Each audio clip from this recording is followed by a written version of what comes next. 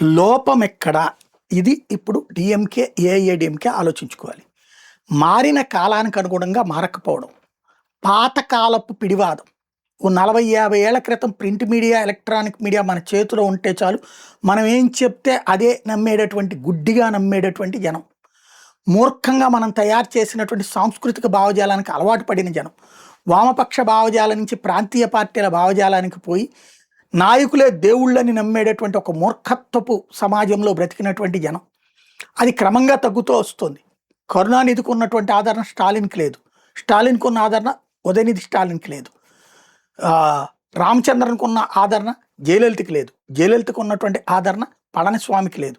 అక్కడే క్రమంగా పతనం అవుతూ వస్తుంది. అది గ్రహించడంలో విఫలమయ్యారు. అదే సందర్భంలో ఇప్పటికి కూడా ప్రాంతీయవాద రాజకీయాలు, కేవలం తమిళ వాళ్ళంటే తమిళమే, లేకపోతే ద్రవిడ పార్టీలంటే గొప్ప, దేశంలో మేమే నడుస్తాం లాంటిది పక్కన పెట్టాలనుకుంటున్నారు జనం. ప్రపంచమే కుగ్రామంగా మారిన రోజుల్లో, ఒకళ్ళు పక్క రాష్ట్రాల్లో, పక్క దేశాల్లో బ్రతుకుతున్నటువంటి రోజుల్లో ఒక పిడివాదపు రాష్ట్రంగా, పిడివాదపు భావజాలంగా తమిళం ఉండాలని ఇప్పుడున్నటువంటి యూత్ కోరుకోవట్లేదు. ఆ ఇంపాక్టే మార్పు తెచ్చింది. అది గ్రహించకపోతే వాళ్ళ కర్మ.